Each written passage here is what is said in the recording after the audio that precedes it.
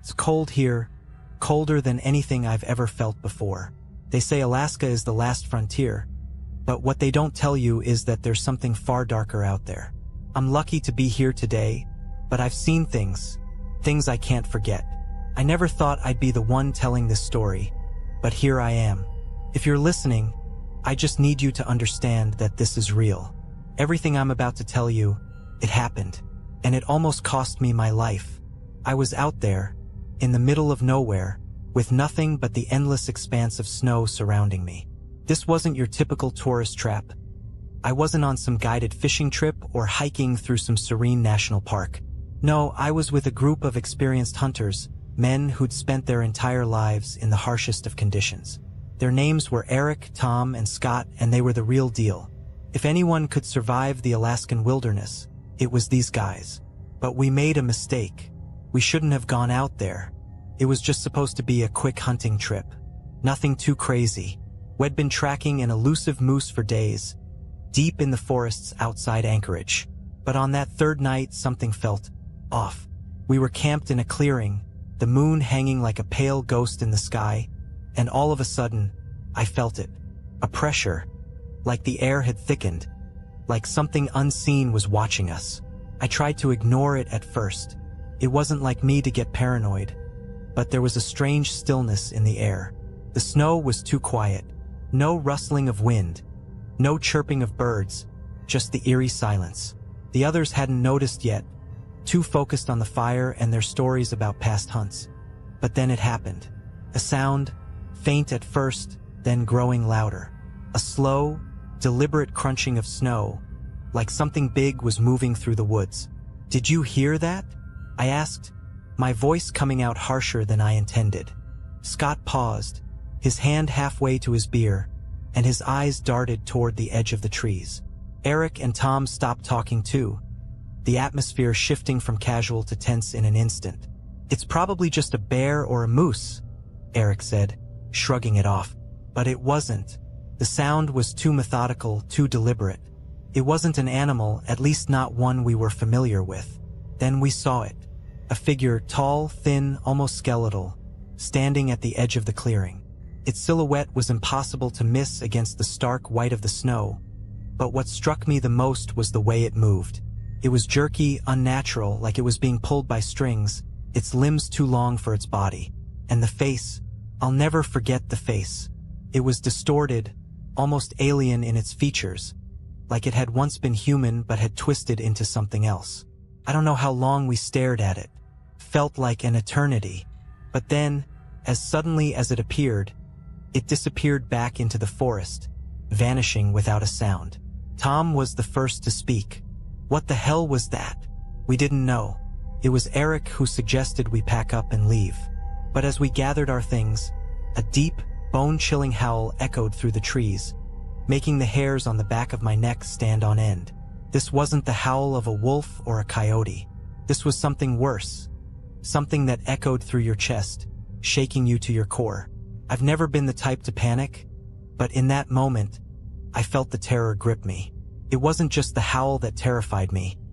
It was the way everything had gone still again, as if the world itself had gone silent, waiting.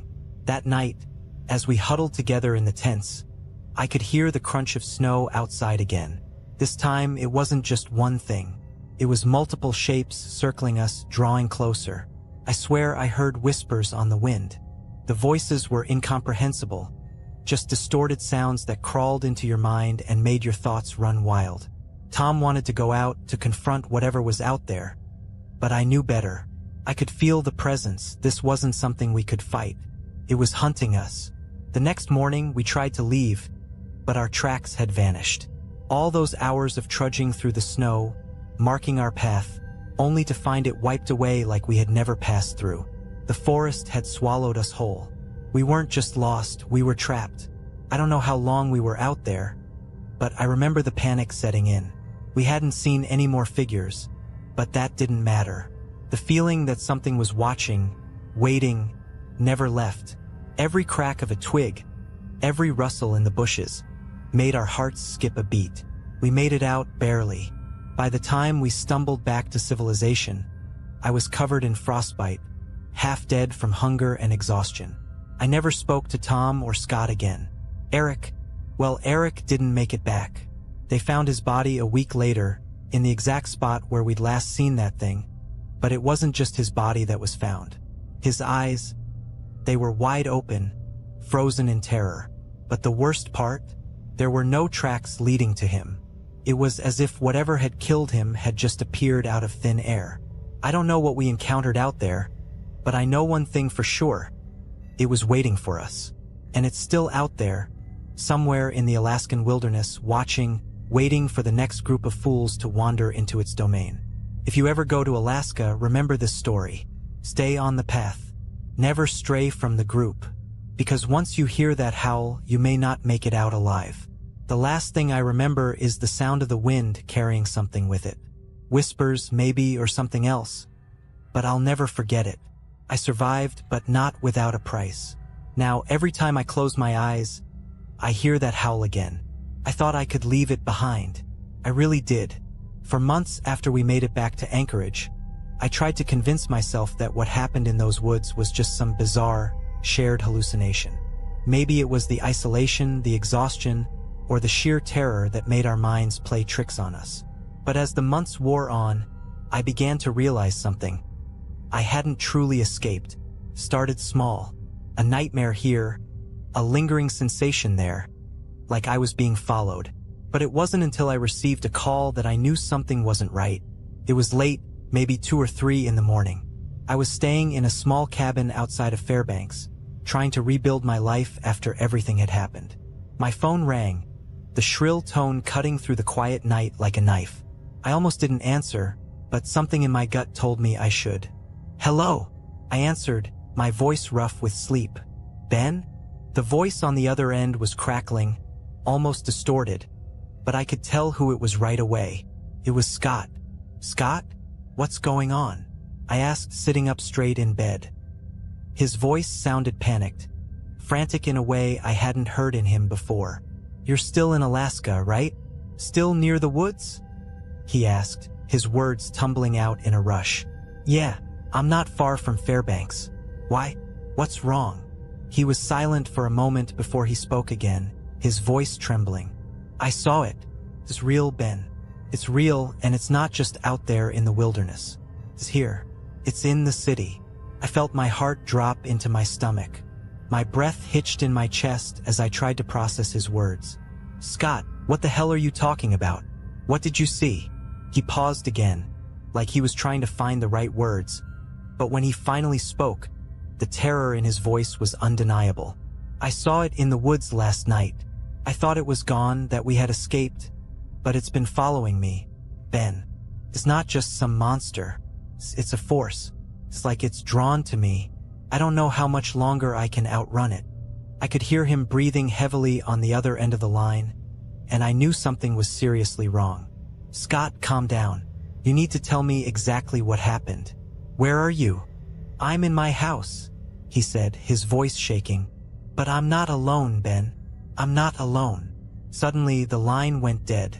I sat there, staring at the phone in my hand, numb with disbelief. I didn't know what to think. I had lived through it, but hearing Scott's panic, hearing his terror, made me feel like I was right back there, lost in those woods again. The same haunting feeling settled into my chest. Something was still out there. I grabbed my coat and rushed out of the cabin.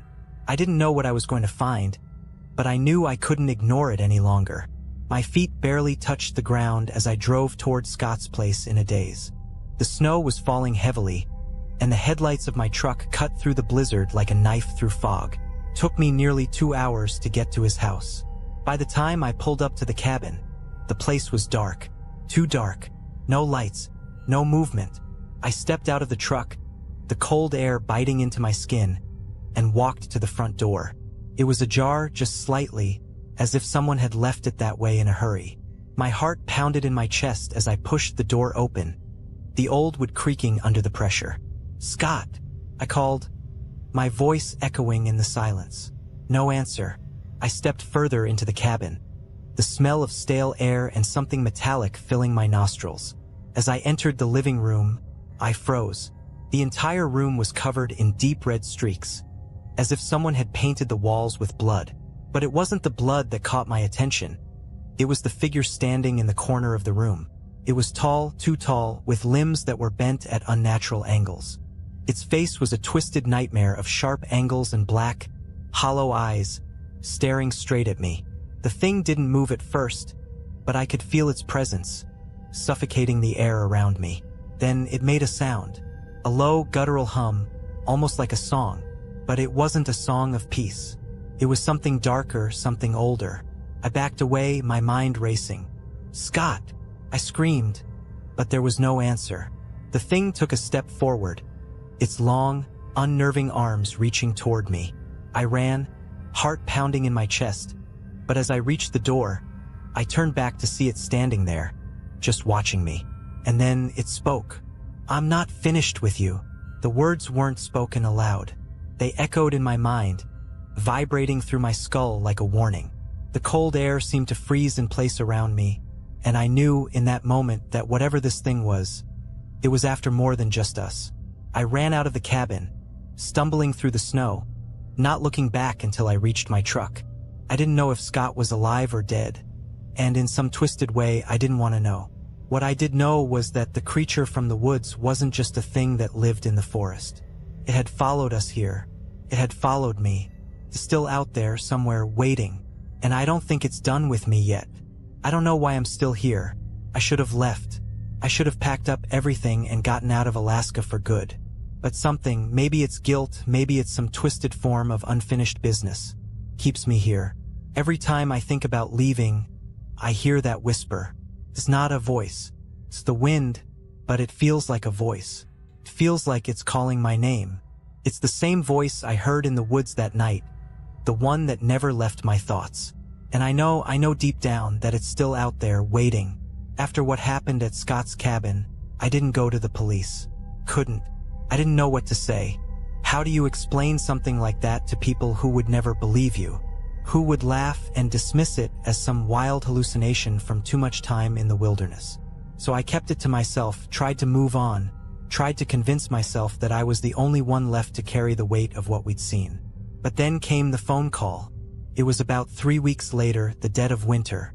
The days were short, and the nights felt endless. I was sitting in a diner in Fairbanks, nursing a cup of coffee and trying to pretend I wasn't haunted by the things I'd witnessed. The storm outside howled against the windows, but I barely noticed anymore. The storm inside me was far worse. That's when my phone rang again. I froze. It was a number I didn't recognize, but something in my gut told me to pick up. "Hello." I answered, my voice shaky, though I didn't know why. "Ben."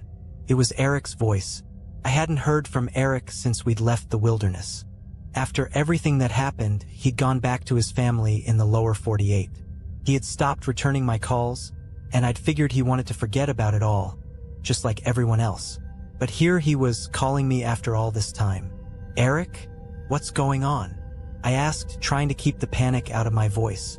Ben, I don't know how to say this, but..."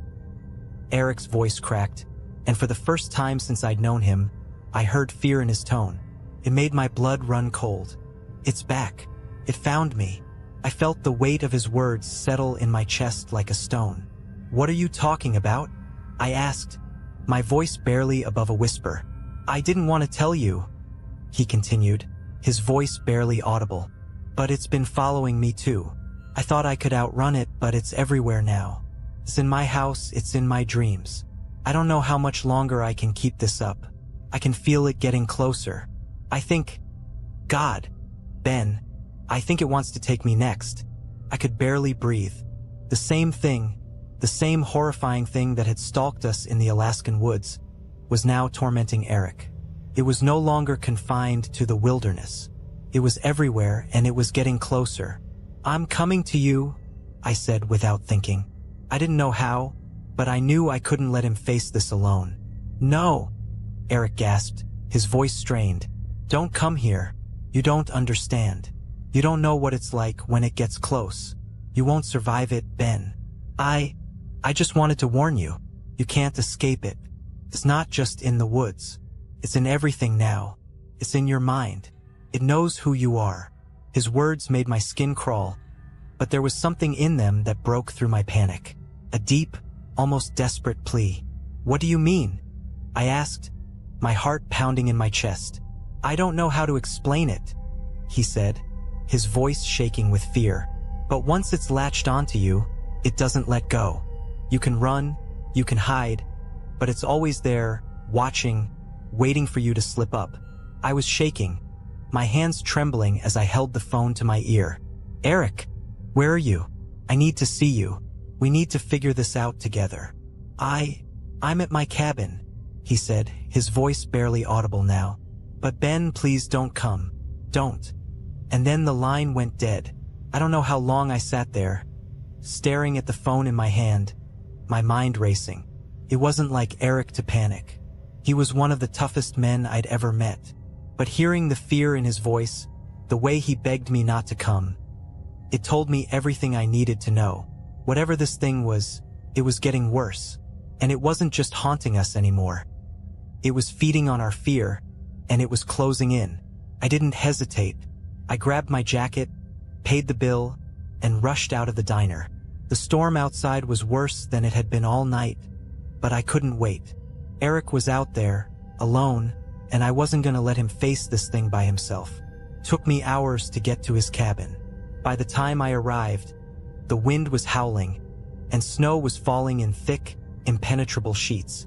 I pulled up to the cabin, my headlights cutting through the swirling snow, but there was no sign of Eric. I called his name, my voice barely audible over the storm, but there was nothing. I forced the door open, the wood creaking under the weight of the snow, and stepped inside. The place was dark, except for a small candle burning in the corner. It flickered weakly, casting eerie shadows across the room. The air was thick, too thick, like it was filled with something unnatural. And then I saw it. At the far end of the cabin, standing by the window, was a figure. Tall, thin, unmistakable. It was the same thing I'd seen in the woods, the same thing that had stalked us. It wasn't just watching me, it was waiting. But what made my blood freeze was the sight of Eric, crumpled on the floor beneath it, his eyes wide open in terror, frozen in a way I couldn't explain. The thing turned its head slowly, its face twisted in a grotesque mockery of a smile. And then it spoke. "You should have stayed away, Ben." Before I could react, the door slammed shut behind me, and I felt the cold, suffocating weight of it surround me. The whispers started, low at first, then rising in volume, filling my mind with words I couldn't understand, like the wind itself was alive. And then I knew. It wasn't just hunting us anymore. It was consuming us, and it was going to take us all. I don't know how much time passed after the thing spoke. It felt like seconds, but then again it felt like hours. All I could hear was the sharp, oppressive sound of my own breathing, mixed with the unnerving hum coming from that thing, standing just a few feet away, its form stretching unnaturally against the flickering candlelight. Its hollow eyes pierced into me, empty voids that seemed to know everything about me. Things I hadn't even remembered myself. I could barely move. My body had frozen, not from the cold but from the terror that gripped every inch of me. My legs were heavy, like they were made of lead, and my arms hung useless at my sides, as if the very act of reaching for something, anything, would have been futile. All I could do was stare at the thing, helpless. It wasn't just watching me anymore. It was studying me, as if deciding whether I was worth the effort of tormenting further. The cabin felt smaller, suffocating, the air thick and bitter. The wind howled outside, but in here, there was only silence. A deafening, oppressive silence. Then I heard it. The sound of Eric's voice, weak, raspy, barely a whisper. "Ben, get out. It's not too late." I turned my head, finally finding the strength to look at him, lying on the floor. His face was pale, eyes wide open but empty, staring at something beyond me, as if he were already lost to whatever this thing was. He didn't seem to be breathing. I knew then. Eric was already gone. The thing moved then, stepping closer. Each movement was slow, deliberate, and I could hear the soft creaking of its bones as if they were made of wood. It stopped in front of me, and I could feel its presence invade every corner of my mind. "I told you not to come," it said again, its voice a whisper and a scream at the same time. "Now, you belong to me." Before I could react, it reached toward me with one long, twisted arm. Its fingers, if you could even call them fingers, were sharp, talon-like, scraping the air between us. I could feel the cold radiating from them, a cold that went deeper than the skin, burrowing into my very soul. I stumbled backward, the horror overwhelming me, but I couldn't move fast enough. The air seemed to slow down, and I felt like I was trapped in some twisted dream, unable to wake up. It was all around me. Its presence, its words, its touch. I felt its fingers brush my cheek, and in that moment, I was sure it would drag me into the same frozen nightmare that had taken Eric. But then something changed. I don't know how or why, but the pain, the suffocating weight of the thing's touch, faded. I don't know if it was my will to survive or something else entirely, but I managed to break free. I bolted toward the door, every step heavier than the last, the darkness closing in around me, whispering in my ears, urging me to stay, to give in. But I couldn't stop. I had to get out. I had to survive. I didn't look back as I ran, crashing through the snow, the storm battering me from every side.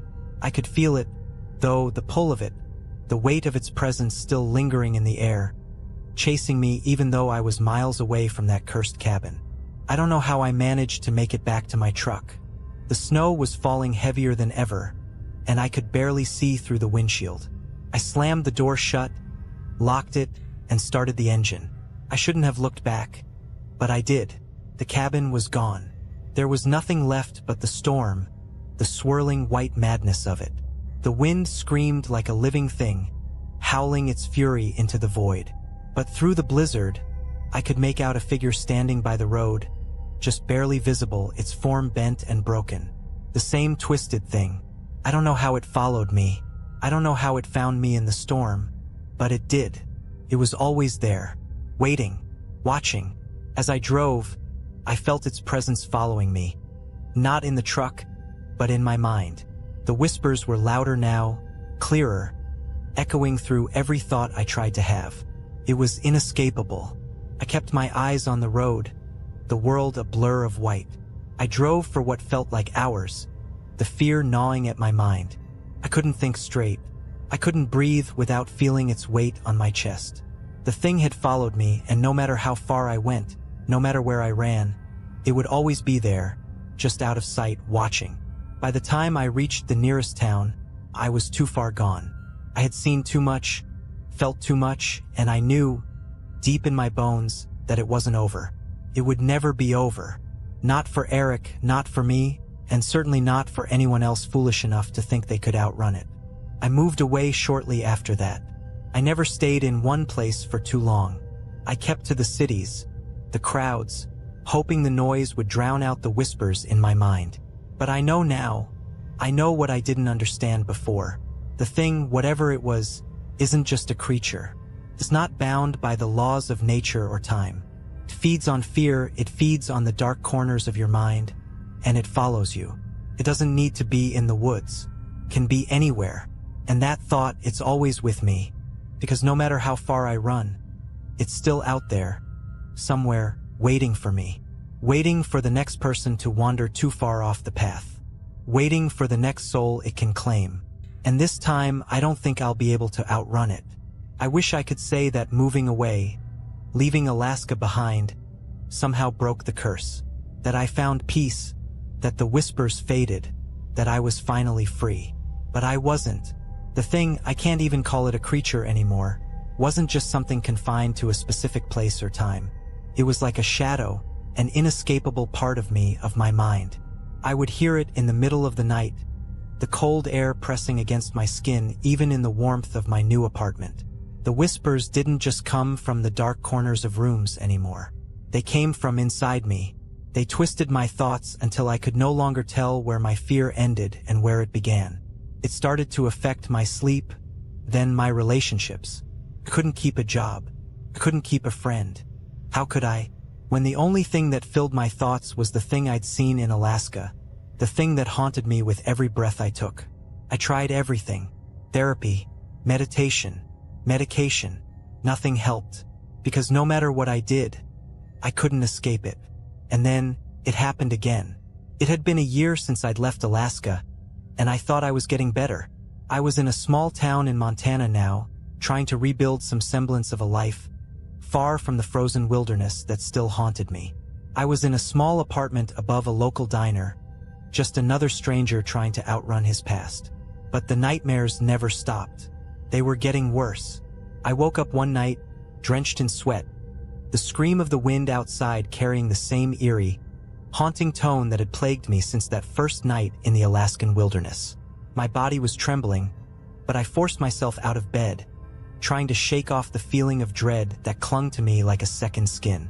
That's when I saw it. There was something in the corner of the room. I had no idea how it had gotten there, no idea when it had arrived. The shadows of the room seemed to twist and bend around it, as if the very air had contorted to accommodate its presence. At first, I thought it was a hallucination, the product of a mind too far gone. But then I saw it, those long, twisted limbs, the way the figure stood unnaturally tall, its silhouette unmistakable. Its face was a blur, just a mass of darkness where features should have been, but I could feel it. I could feel it staring at me, the hollow, vacant eyes, the coldness that chilled my very soul. I froze. For the first time since that night in Alaska, I couldn't move, couldn't scream. The fear was so intense, so paralyzing, that it wrapped itself around me, suffocating any thought of escape. The thing stepped closer. The floor creaked under its weight, though there was no weight to it, not really. It was like it was a part of the air itself, an entity made of darkness and frost, slowly moving toward me with a strange, purposeful slowness. Couldn't breathe. It spoke then, its voice like 1,000 whispers woven together into one soul-chilling sound. "You can't outrun me, Ben. You can't run from what you are." I could hear the words in my head, louder than the sound of the wind outside. It wasn't talking about Alaska anymore. It was talking about me. The thing had seen something in me, something it could latch onto. It had marked me long ago. I tried to back away, but my body wouldn't obey. The fear was too much. My heart was pounding in my chest like it was about to explode, but nothing happened. I couldn't move, couldn't scream. And then it reached out its hand. No, its claw, long and cold, brushing against my skin. I felt a searing, biting cold where its fingers touched me. My whole body screamed for me to pull away, to fight, but I couldn't. The moment it made contact, I felt the memories flood back.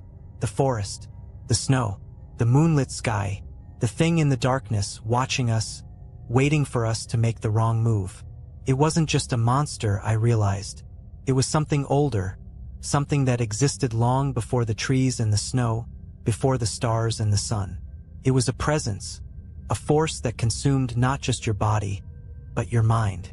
It fed off your fear, and it fed off the very idea of escape. But as its cold fingers gripped tighter, I did the only thing I could think to do. I fought. I didn't think about it. I didn't plan it. But I gathered every ounce of strength I had, and I pulled away. Not physically, I couldn't do that, but mentally. I fought it with every thought, every memory of what I had survived, what I had already gone through. I remembered the woods. I remembered the howling wind. I remembered Scott, Eric, the terror. And with everything I had, I reached into the darkness. I don't know how it happened. Maybe I just willed it. Maybe it was a desperate cry for survival, a last-ditch attempt to tear myself away from the abyss. But as I reached into the thing, I felt the coldness begin to recede, slowly, just for a moment. The thing in front of me flickered, like a shadow at the edge of your vision, unsure of its form, of its purpose. The moment lasted only a second, but that second was all I needed. I slammed my eyes shut and forced myself to breathe. I kept thinking of the one thing that kept me alive in Alaska: survival. When I opened my eyes again, it was gone. But I know better now. It didn't leave. It was never gone. It was just waiting, watching. The whispers never stopped. They're in my head now, swirling like the winds of Alaska. The thing is still there, in the shadows of my mind, lurking, waiting for me to slip. And one day I know it will be back. And next time I don't think I'll escape. I don't think anyone will. It's been months since that night. Months since I forced myself to believe I had driven the thing away. But I know now that it was never really gone. I thought the worst was over, but I was wrong. It's never over. The whispers have grown louder, more persistent, pushing their way into my thoughts. The thing, whatever it is, has found a way to stay inside me, like a parasite that feeds on my fear, my exhaustion, my broken mind. It's not just a shadow anymore. It's a part of me, lodged deep within my soul. I can feel it every day, like a weight on my chest. The fear has become familiar. It's like breathing. You don't notice it until you try to stop. I moved to a different town, a different state, trying to outrun it once again. I found a quiet little place in Wyoming, far from Alaska, far from the memories of what I had seen and experienced. But as I walked through the front door of this new apartment, I felt it. The same cold that had settled over me in that cabin. The same suffocating silence. I told myself I was being paranoid, that I was just imagining things, but I knew deep down that it wasn't true. The thing was here too. It was everywhere. It was inside me. I could feel its presence in the shadows, in the corners of my mind. It didn't take long for the nightmares to return. They were worse than before, more vivid, more real. In my dreams, I would find myself back in those woods, back at that cabin. I would hear the howling, that dreadful sound that rattles your bones.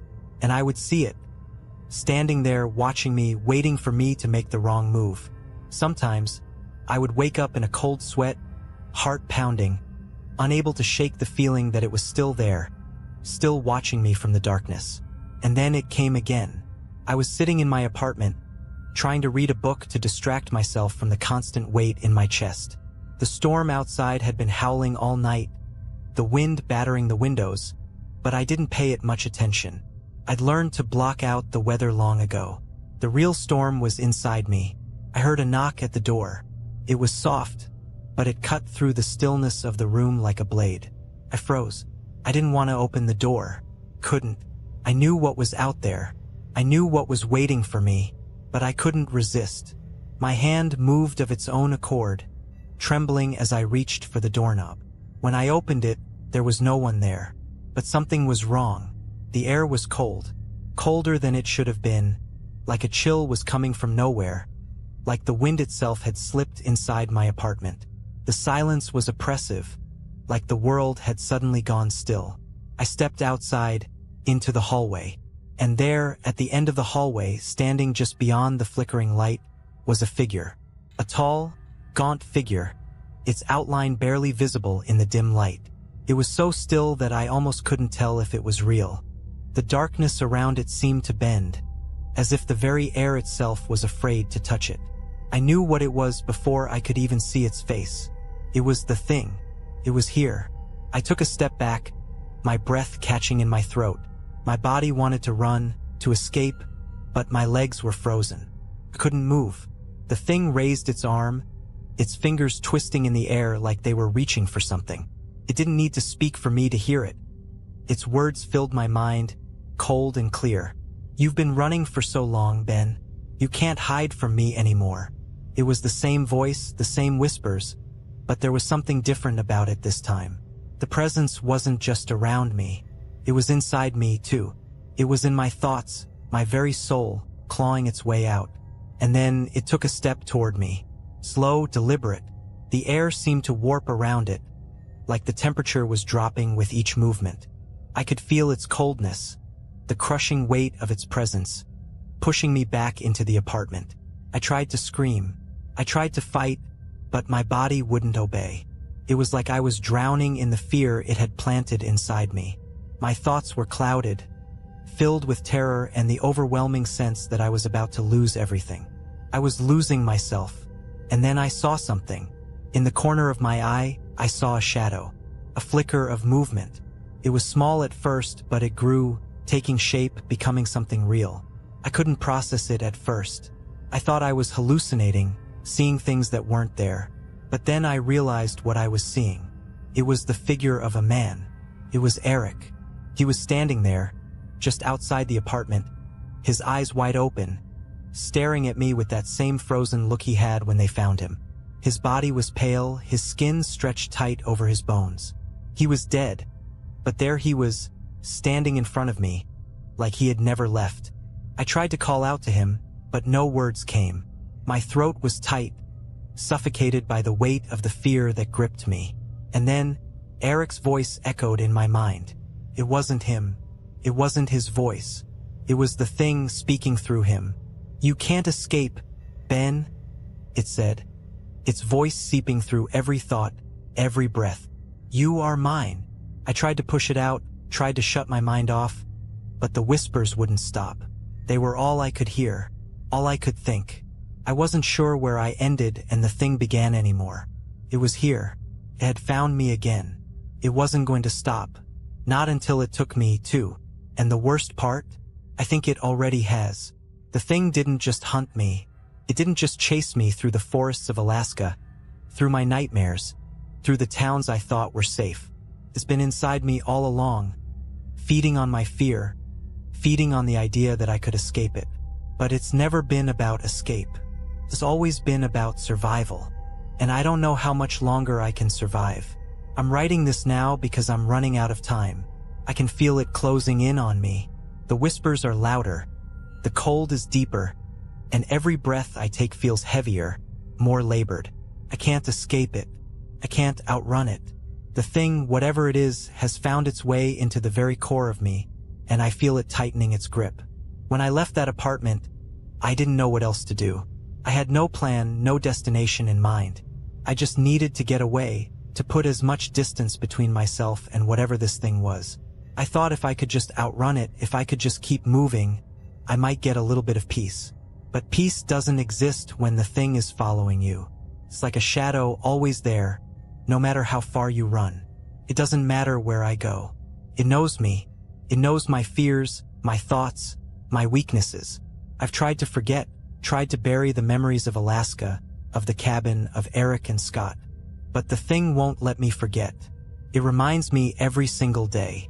I went to a therapist trying to convince myself that it was all just trauma, a figment of my imagination. I thought maybe I was just losing my mind after everything I'd seen. But the moment I sat in that office, the thing was there, lurking in the shadows, just beyond the therapist's smile. Its cold fingers brushed against the back of my neck, and the whispers started. "You can't outrun it," it said. The therapist couldn't hear it. She just smiled, nodding, asking questions. But I couldn't focus on her words. I couldn't hear her over the sound of the whispers. The feeling of something dark, something ancient, wrapping itself tighter around me. That night, I didn't go home. Couldn't go back. I couldn't stay in any place long enough to feel safe. So I drove. I didn't know where. I didn't care. I just needed to move. The road stretched out in front of me, endless and dark, the headlights cutting through the night. The snow flurries danced around the truck, swirling like a blizzard. But there was no escape. There was never an escape. Hours passed. The cold inside my truck was unbearable. The heat was on full blast, but it didn't matter. The cold, the real cold, was inside me now. That's when I saw it again. Out of the corner of my eye, I caught the flash of something in the distance. Too far to make out clearly, but familiar. Something tall, too tall. I thought my mind was playing tricks on me, but I knew it was the thing. I slammed on the brakes, the truck sliding on the slick road, but I didn't stop. Couldn't stop. I had to see. I had to know if I was right. The figure was standing in the middle of the road, just staring at me. Its limbs were outstretched, its form bending in ways that made my stomach twist. Couldn't breathe. I tried to reverse, but my hands wouldn't move. My body was frozen in place, my eyes locked on the thing in the road. It stepped forward, its limbs jerking in unnatural angles, dragging itself closer to the truck. I could see its face now. Its hollow eyes stared at me, cold and vacant. Its mouth didn't move, but the whispers filled my head. "You'll never escape," it said, its voice seeping into my thoughts, making everything else fade away. "I've always been with you." I couldn't think. I couldn't even scream. My heart pounded in my chest. My hands gripped the wheel so tight my knuckles ached. The thing was so close now. I could feel its coldness crawling through the air, settling into my bones. I thought it was the end. I thought it was finally going to take me. But then, something strange happened. I wasn't sure if it was a dream or a delusion, but for a moment, I saw a flash of light, a bright, blinding light, and the thing in the road faltered, its form flickering like a broken image on a screen. It froze, just for an instant, like it wasn't sure how to respond. And then it was gone. I don't know how. I don't know why. I didn't waste a second. I floored the gas pedal and drove. I didn't stop. I didn't look back. I haven't stopped since. I'm not sure where I am anymore. I don't know where I'm going, but I can feel it. The thing is still here, still with me, lurking in my mind, waiting for me to slip.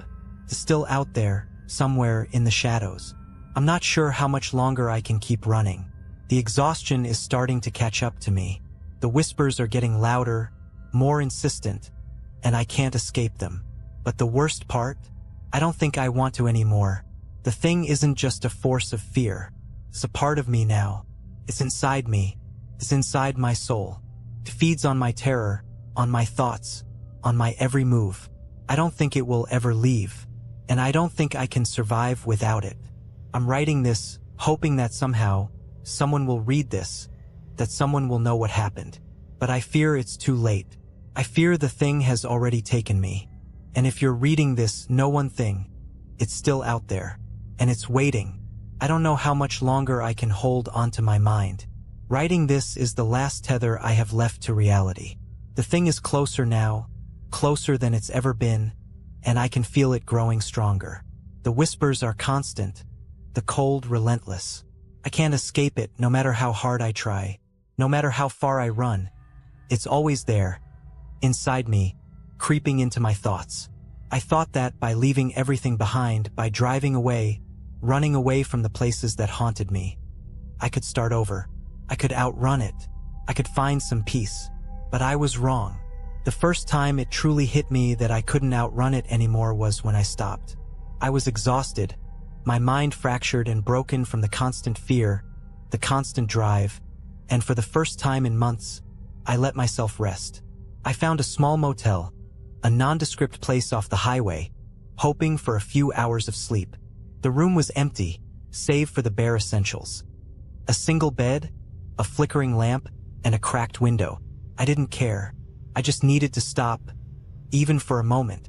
The air inside the room felt heavy, thick with the same suffocating cold that had followed me across the country.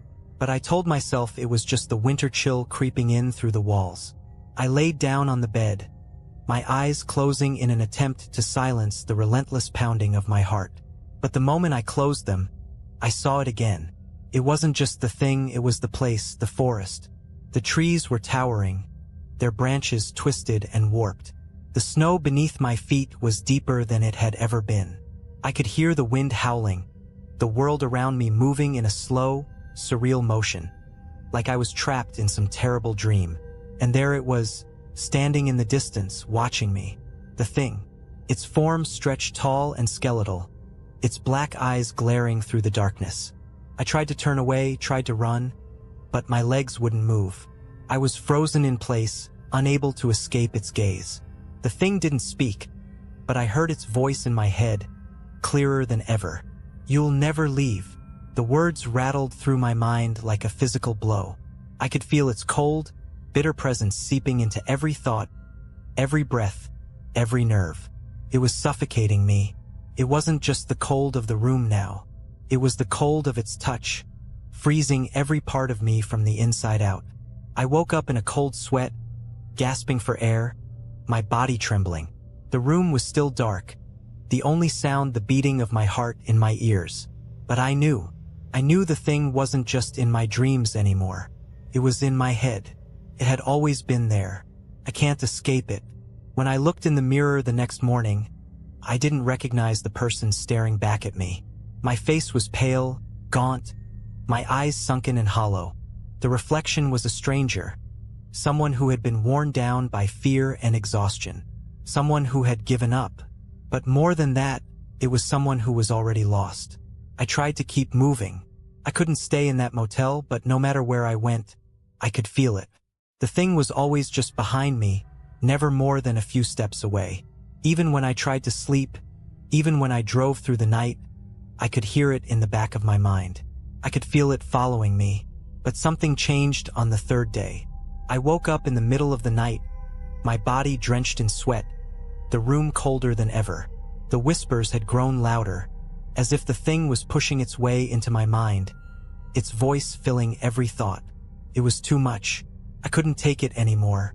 I got up and stumbled to the bathroom, hoping the cold water would snap me out of whatever nightmare I was in. But when I looked in the mirror, I didn't see my reflection. I saw it.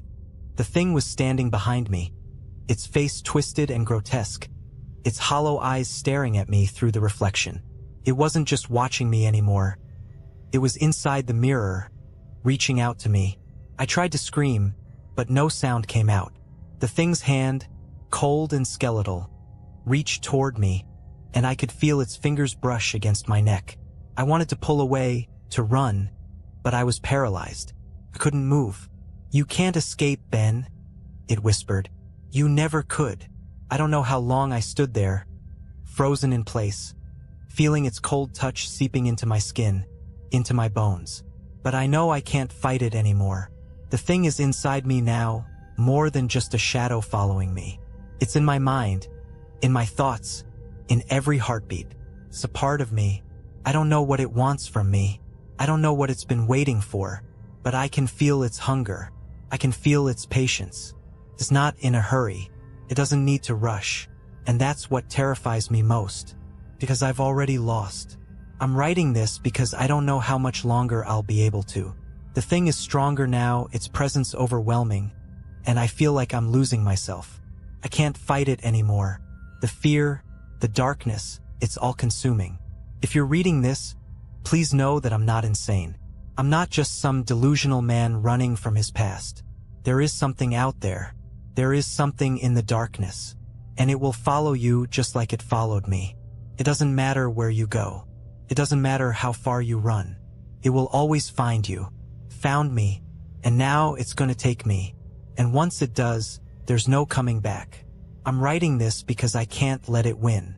Not without leaving something behind. Not without someone knowing the truth. But I know now. It doesn't matter. The thing has won. And now it's time for me to go. I never expected to see another day. The thing, it's inside me, twisting and warping my mind until I'm not sure what's real anymore. I'm losing myself, losing everything. The thing whispers constantly, urging me to give in, to stop fighting, to embrace it. But I can't. Even though the darkness is pulling me in, even though I feel it tightening its grip around my chest and my thoughts, there's still something inside of me fighting back. A small part of me that refuses to let go, that refuses to become what it wants me to be. A part of me that is still trying to survive. I don't know how much longer I have. The thing is growing stronger, and I feel myself slipping further into its grasp. I've been driving for hours, lost in a haze, not even sure where I am anymore. The snow is falling heavily outside, blanketing everything in white, but it feels like the storm inside me is much worse. I don't even know what day it is, but I can feel the end coming. I can feel it in the cold that wraps around me, in the whispers that fill my mind. The thing is getting closer. It's closer than ever before, and I can't escape it. I don't know how much longer I can keep running. The road is endless. I've been driving through this frozen landscape for what feels like days. The world outside is just white, a blur of snow and shadows, the headlights of my truck barely cutting through the storm. It feels like I'm trapped in some endless nightmare, where time doesn't exist and the only thing that matters is the thing that is hunting me. But then something changes. I see it. In the distance, at the edge of the road, there's a shape, a figure standing there still and silent in the storm. I can barely make it out through the snow, but I know what it is. I know who it is. It's the thing.